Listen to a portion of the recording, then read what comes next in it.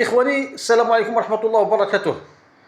يقول المثل شر البلية ما أضحكها، وحنا نقولوا في اللونجاج تاعنا يقول لك هم يبكي وهم يضحك. حنا كاع نعرفوا باللي ربي خلق الغني وخلق الفقير، ونعرفوا باللي حاجات كيسموها لي بوفر وكاين حاجه يسموها لي بورجوا، ولكن لا بورجوازي ماشي دراهم.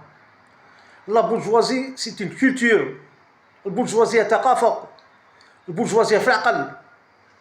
كاين اللي عنده الدراهم بصح في عقله مينابل، في عقله فقير.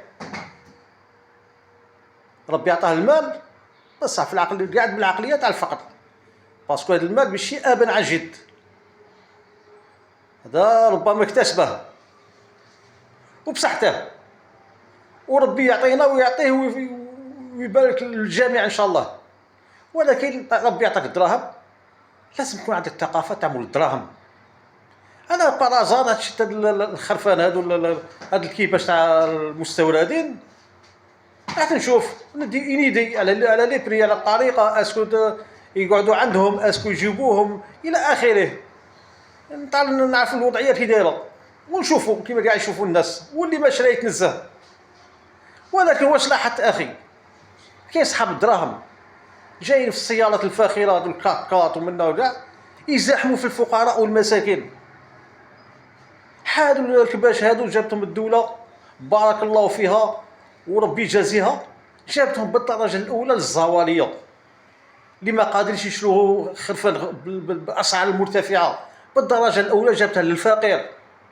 خلوا الناس مساكين يدوا، من بعد دوا انتم راكم موالفين تزوخوا علينا وتعيدوا بتاع 20 مليون 14 مليون. على كملوا، خلوا شروا غنم تبع الموالين غاليه، وخلوا هاد الكيباش هذه تاع خلوها للفقراء والمساكين.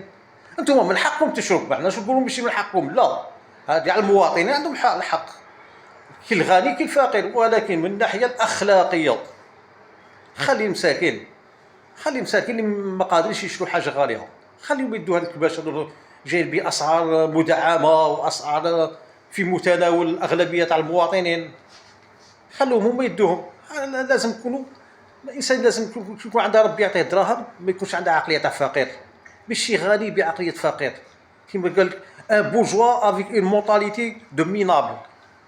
لا اخي، انت بورجوا ان الله يحب ان يرى اثر النعمه على عبده.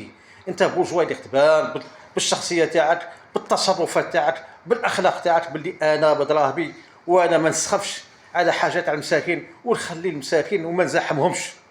حنا الثقافه ما عندناش.